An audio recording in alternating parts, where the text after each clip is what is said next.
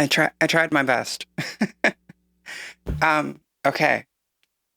I got I had to redo the camera setup because I got a Model D, and I'm really excited about it. It's super cool. I think it sounds awesome. And it's serial number 4 of this is the 2022 reissue. It's the 4th one made, and yeah, I think it sounds so dope. So many things to say about this. Why did I get it when I have the Moog One? I want to try to answer that because I love the Moog One, and it's really good for a lot of stuff, but it just does not sound like this.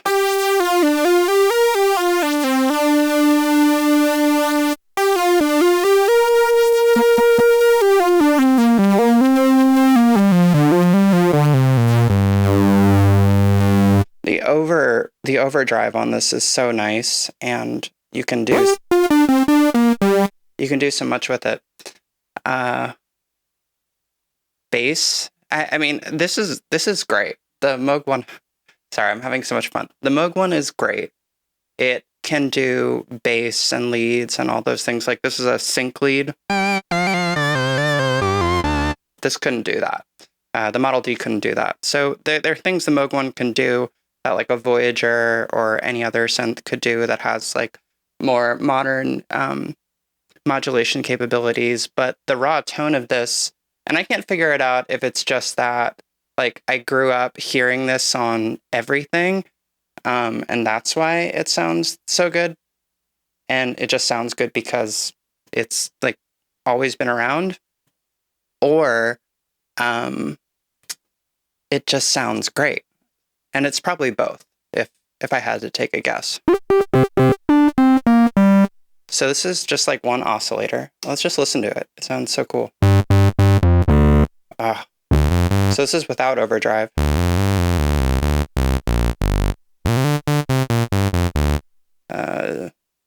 Decay is off. I'm not going to run through and explain what I mean, this thing's been around for how many years? 50 years now? So you can look up a tutorial. The things that are different: spring-loaded pitch wheel, which is nice. This analog LFO, which is also good. And then there's MIDI, which is cool. I'll show why that's fun in a second. But yeah, like raw tone.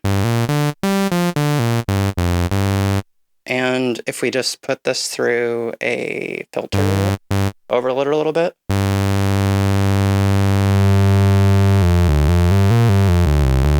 If you have a subsequent 37, I think you can get something similar, but it's definitely different.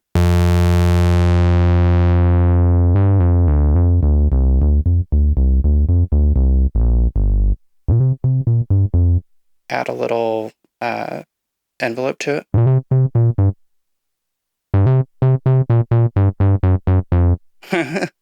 I feel like you're obligated to play the that Parliament line if you have one of these. Let's see.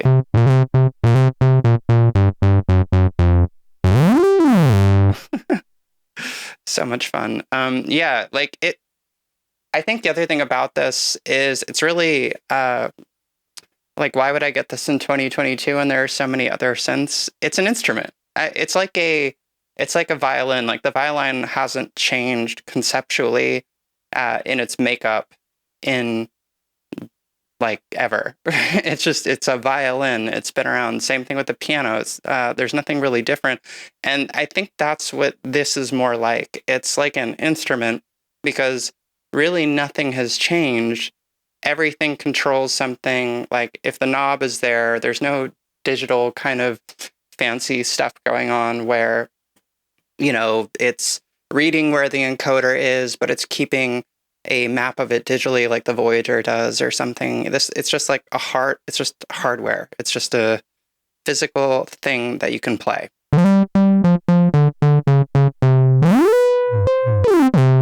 I gotta work on those. I can do better if I don't have a microphone in front of me, I promise. But yeah, so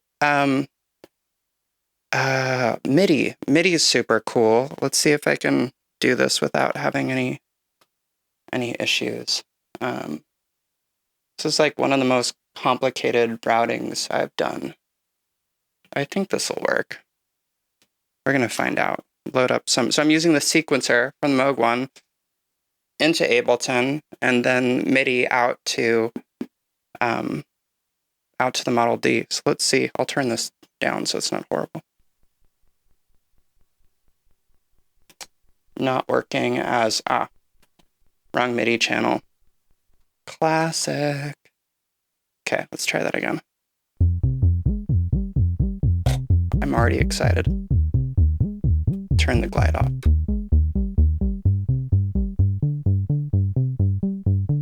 This will be fun.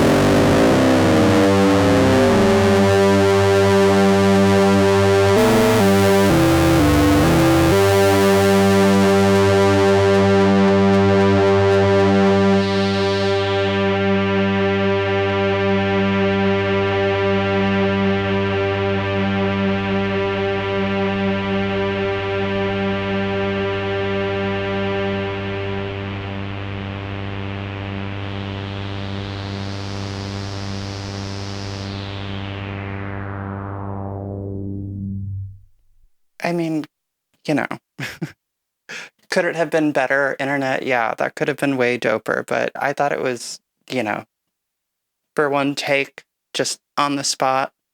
Give me a break.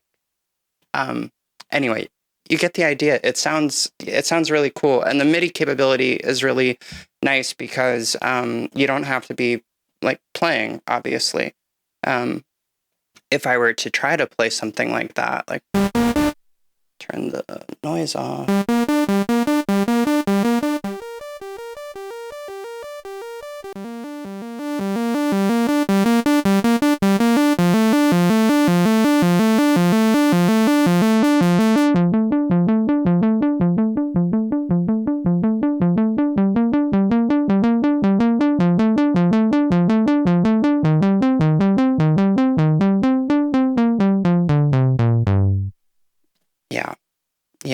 You know how it'd be. So like, what else could I do that would be cool? How about, oh, I don't know. Like, what's a classic Model D kind of thing? Let's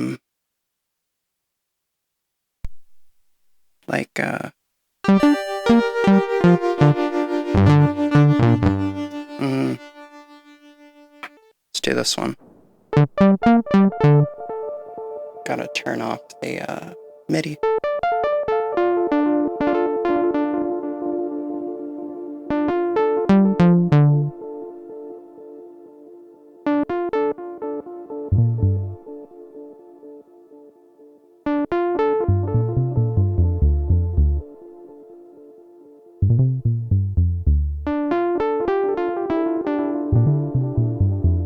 very, very quiet.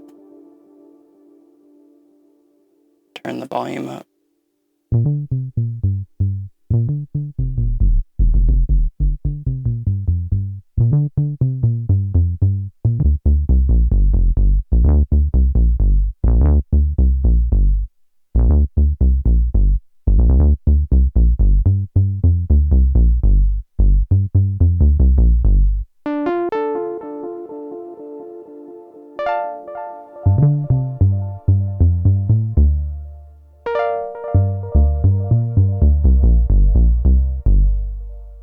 This is too quiet now.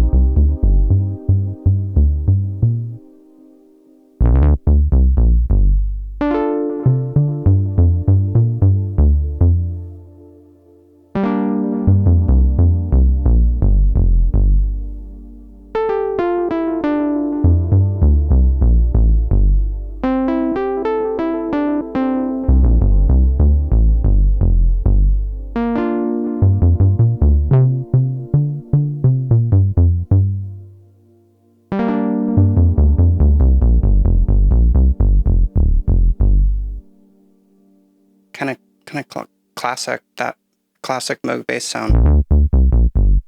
And it has a little bit of overdrive, which again is pre-filter. So you get that really smooth, clean, creamy Moog filter sound with the overdrive behind it. To do that on the One, you'd have to do some really complicated stuff. I mean, it's not that complicated, but basically you need to have 2 layers, and you'd have to run one signal out and use one of the aux outs, run that through an overdrive pedal, run that back in to the One. I'll probably do a video about this sometime, but run that back into the One, and then have the volume on the external input on the second layer up. So you wouldn't actually be hearing, the first layer wouldn't actually be going to the main output. It would just be going out into the aux, into the overdrive, from the overdrive back into the synth on a different layer, and then you'd be able to do that. This just has that hardwired now, right? This is the old run the output back into the synth trick. So this is hardwired, kind of like it is on the subsequent 37, and I think the sub 37 has it too. Yeah, it sounds so good. I think one other thing that's really interesting, I wrote a little bit about this online, but this is the Moog One's oscillator playing a what is that, a G1 or something? And to get that kind of overdrive, you need to run the oscillator into the state variable filters. There are 2 of them. Run them in series, and then run why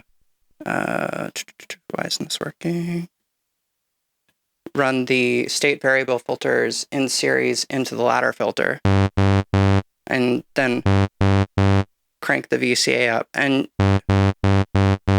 it gets more overdriven than it would be. But if I open this all the way up, and this is now just too low.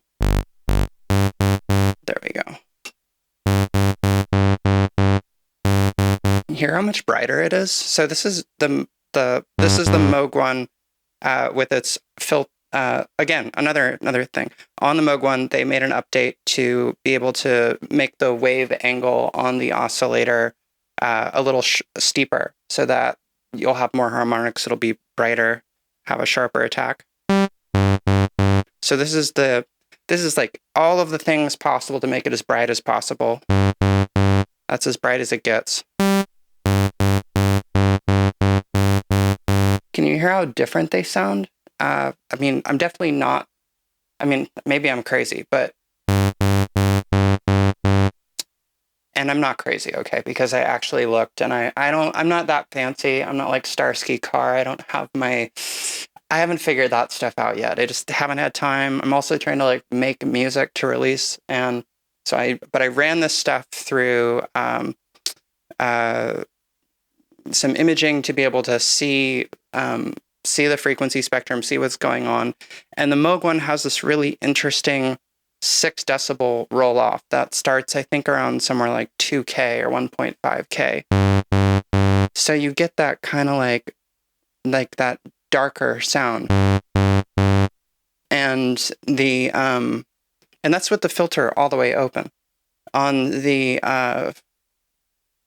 Model D, it's just open. So they're both 24 dB ladder filters, right?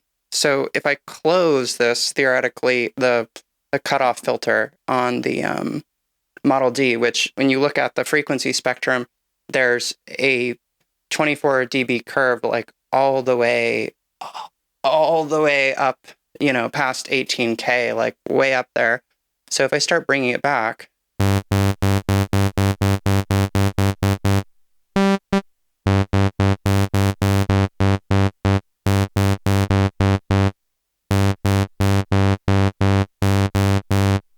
they start to sound, I'm so sorry. I was being so dumb. I had the I had the envelope amount up. So let's try that again. Yeah, it sounds,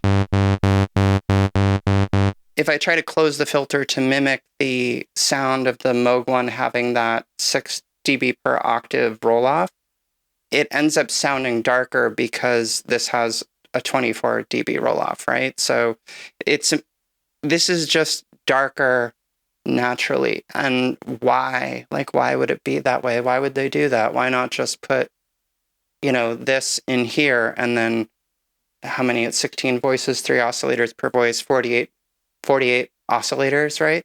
Because it would sound terrible. It would sound so bad.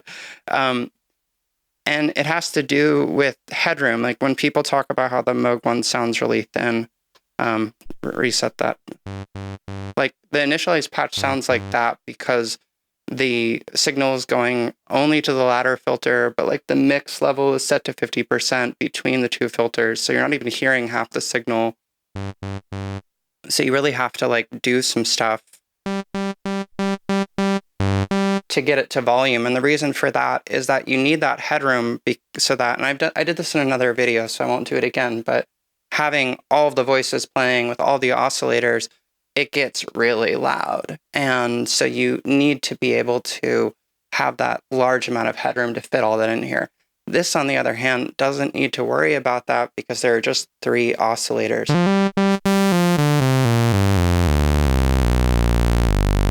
So you can just let it rip and you can overdrive it.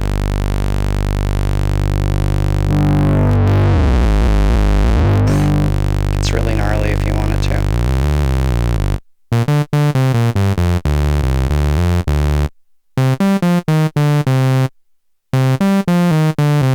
Thought I was playing some Swedish House Mafia for a second. Anyway, yeah. This thing is so dope. And is it expensive? Pros and cons. Yeah, let's do a pros and cons thing. Is it expensive? Yeah, it definitely is expensive. I hear a lot of people online. I guess I don't hear them. I read them saying that it's overpriced and this and that. Again, I come from like a piano background. I probably should be better at the piano, but it is what it is. I don't think this is too expensive for, the build quality is like amazing. This thing will outlive me for sure. And I've got a ways to go. So it feels quality. And for me, when like for somebody who's like grew up playing instruments and like the feel of an instrument, that's really important to me. And I've tried to buy synths that were a little like less high end. And it just doesn't, I mean, it worked for me when I couldn't afford anything else because they were still fun. So no knock on them, but like I'm at a point now where paying this much for an instrument that I'm going to have for the rest of my life makes a lot of sense to me. And the difference between the two, less expensive synth, I'm not going to name it, you know what it is. And then this, it's night and day. The sound, they're probably really close. Like they are really close. I've heard comparison videos, and yeah, I definitely, I definitely would fail a blindfold test.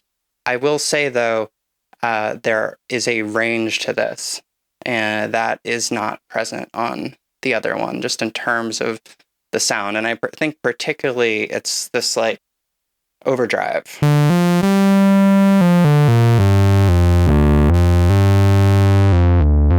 In combination with the filter. It just has a certain je ne sais quoi that, again, I'm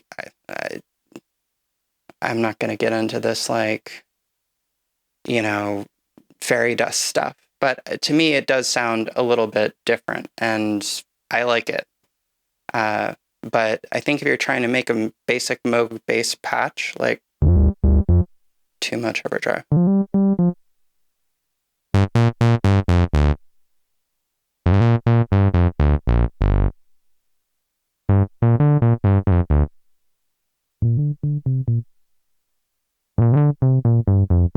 There we go. I mean, I think you could probably even use a soft synth. So why did I get this? Again, instrument, tactile, feels good. I like it. And that's why. And it's awesome. And it's going to be with me forever. So I had to figure out how to accommodate it. It might move over there, back that way, or stay here. It's really fun though. I don't have I made a little Rhodes patch on the one, and I was having a lot of fun playing some vibey stuff, but I failed to prepare it for this, and now I regret that because it would have been cool. But yeah, I've had this for a week now. I think I was it's number 4, so I was one of the first people to get it. And I've never had one. I've never even played a Model D, so I'm still learning. And there's a lot of really cool stuff you can do. And I'll probably make some more videos about it, I'm sure. But I just wanted to make something because I hadn't made something for a while because of the holidays. And so I did. And it was a jam. There was some of this and some of that. And I'm at peace with it. And hopefully you are too.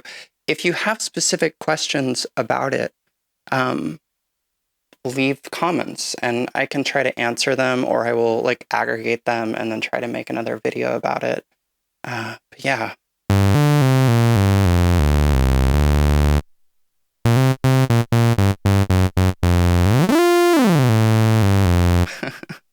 It's so hard to do with the microphone there. It's like...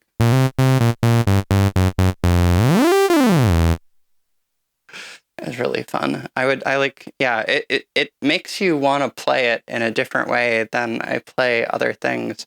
And I've been having so much fun just getting some drums going and like jamming out, playing bass lines and things like that. So, am I going to get rid of the Moog One? Like, hell no. It's like one of my favorite synths ever. But, this is definitely going to take over a lot of like bass duties and leads and stuff, and just be another tool in the my little toolbox, so to speak. But thank you for watching. Like, subscribe, hit the alert bell. As always, thank you so much for watching, and I will see you next time.